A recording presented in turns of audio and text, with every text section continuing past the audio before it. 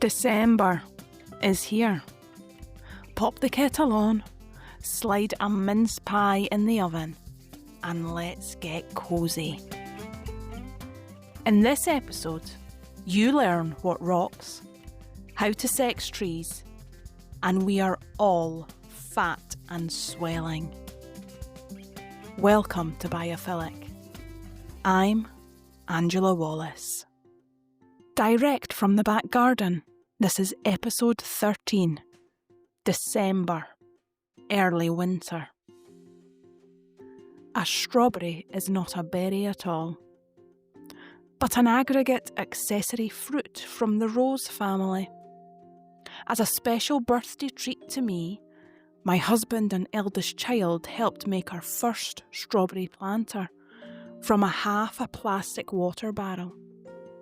Using a drill-powered hole cutter, we made 5 holes on each of the 4 sides.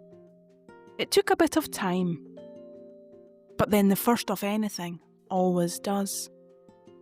The cuttings kicked up microplastic shavings, which I, foolishly, had not anticipated. I reconciled that it is better to use the containers purposefully and in future to prevent bringing plastics into the garden. So we carried on. The sun-ripened joy of garden-grown strawberries and all their lumpy, bumpy, wobbly goodness is a highlight of the growing year. When filling a container, think about what you already have on hand to use. Ashley's gloriously nourishing leaf offerings were swept up and stored in a full barrel to be used as lasagna-style feed.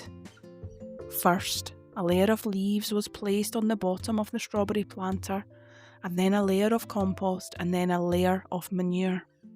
The strawberry plants, brown-leaved and surrendering to Morpheus, were placed through the holes and more layers built on top of them until the barrel was full. An additional plant was put in each top corner to make a total of 24 strawberry plants in a 100-litre container. In the top, we planted 4 of the fattest of my dad's snow-white garlic cloves, because allium and fragaria are magnificent companion plants. One grows below ground, the other above, so they do not compete for space. The powerful garlic scent is thought to deter pests from the developing fruit, while the large trifoliate strawberry leaves cast shade on the soil, protecting the developing cloves. Both need rich NPK, nitrogen, phosphorus and potassium environments, and benefit from additional calcium, which is available from adding gypsum or calcium sulfate to the soil. Water in the planters well and give them your best wishes. Before long, they will reward you in abundance. Acquaint yourself with alder. Walking along a boundary or through a wood at this time of year will highlight the captivating native alder tree. They are interesting for being monoecious, having both male and female reproductive parts. Other such trees are birch, oak, pine, larch, hazel, walnut and hornbeam. The male catkins are pendulous, turning yellow with pollen in springtime. The female catkins are green, turning dry and brown in winter when the seeds are loosed, dispersed by the wind. Twice this season, the alder has woken me from grumps and apathy. Once by the pavement of a shopping centre, and another time at the edge of the wood. I forget now what had upset and disgruntled me, but at the time I was low, feeling aggrieved. These negative or shadow feelings are valid, and it's important we acknowledge them. The sight of those catkins sitting alongside each other managed to rouse a small feeling of wonder, the memory of which has outlasted any tension or anger which had flown through me. Noticing the fruiting parts of trees, acorns, conchers and pine cones, can help heal a sad spirit. It is important we lift our heads to see the beauty in these small things. Goodbye, Mediterranean friends. The tomatoes and basil are definitely done now. The basil spotted black overnight, paling green even further as long, cold nights pushed them beyond their limit. 2 tomatoes came off the final plant to be scoffed. All the basil was cut back and composted. The soil from the pots was dropped whole into the apple orchard, to be chopped at with a spade another day, and then to sweeping up, clearing away, giving thanks, and moving on. To sit ruminating is a pleasure at this time of year. Winter is the perfect time to reflect on your wins, to gather your goals around you like animal allies in a Disney movie. Spend some quality time considering the happy jobs done well in the garden. I like to do this by relaxing with feet up beside the Christmas tree lights, colours sparkling, writing to you about the pleasures brought by a circular economy nature garden. The wonders of today were visits from robin, blackbird and wren, all within seconds of each other. Driving along the shore road, I saw my first ever brown curlew amongst the oyster catchers, dipping its long curved beak into the grass, searching for food. Birds are such delights. Who else is fat and swelling? The purpurea filbert trees now have one solitary leaf, hanging by a rapidly desiccating petiole. Yet they continue to thrill. Their buds, like on the doyen pear, are fat and swelling. As the rest of the tree appears to rest deeply, their buds are preparing for another turn of the wheel. So, rest deeply yourself and lay the foundations for your future. Spoiler. As we head towards the shortest day, it can be tempting to feel that there is more to do, and a distinct lack of daylight to make it happen. But remember, there is no race, no rush in well-being or the world of creating your garden space. Do what you can when you can, because, spoiler, it will never be done. You will have completion and satisfaction, yet your abundantly creative mind will reach for another improvement, another plant, another project. This is exactly as it should be. So for now, appreciate the small movements, the time outdoors. Take a moment to congratulate your efforts and celebrate your success. There is time enough for everything you desire. All the dark things. The crows, who last week were still passing over the house each morning at 7:45, are now absent as I leave for work, keeping to their roosts a while longer as mornings remain dark. Their flapping caws are much missed. The sky this evening was caramel embossed with scudding slate clouds. The garden called as I returned home, and we must never ignore that call. My bags were ditched outside the front door.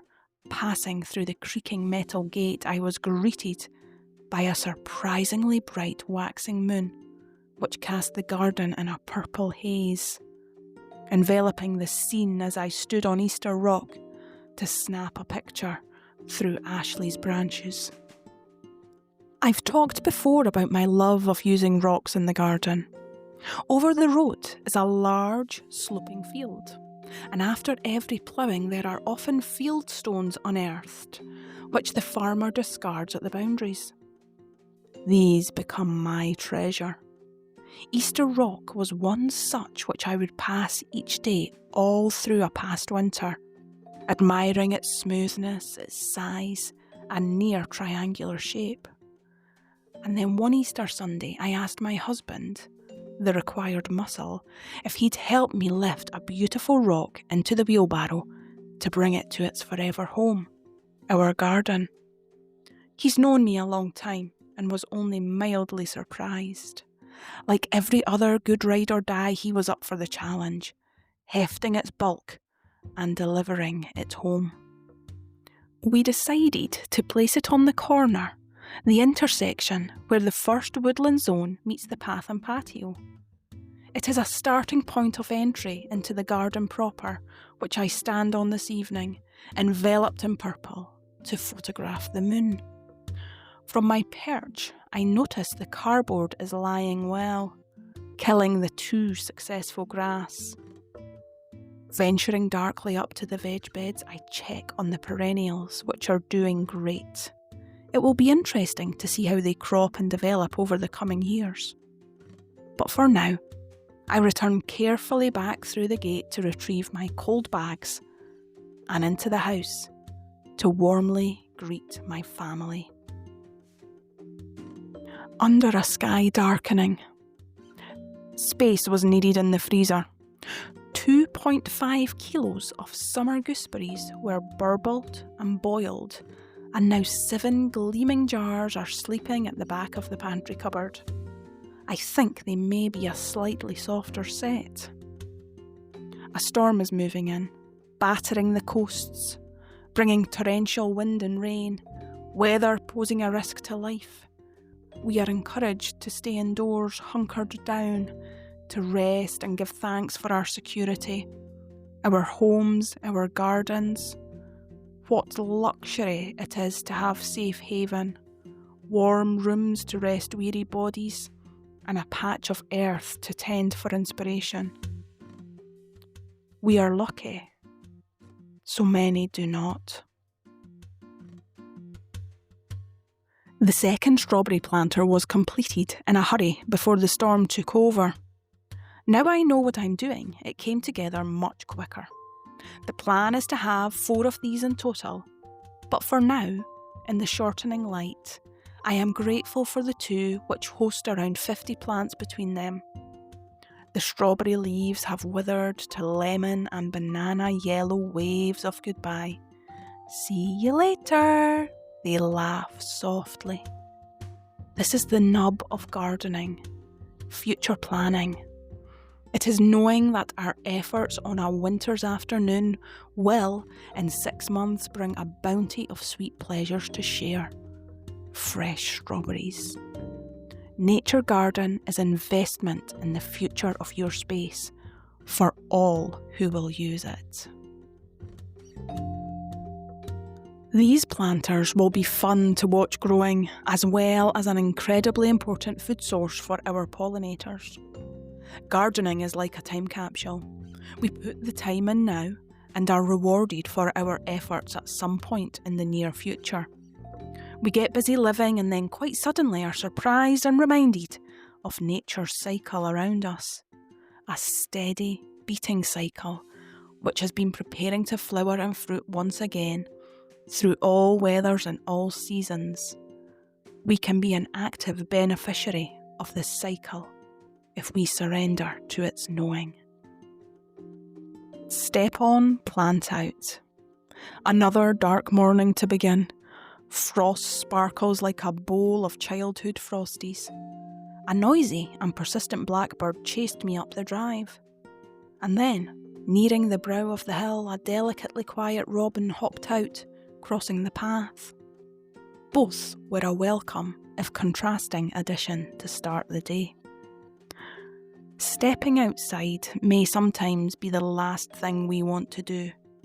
Pressures mount indoors, white goods and relationships at breaking point, yet to step over the threshold is an act of defiance against pain, anxiety, worry, and out into something live, tangible, ready for your attention, calming the fraughtness, lifting the soul. This nurturing of ourselves is necessary.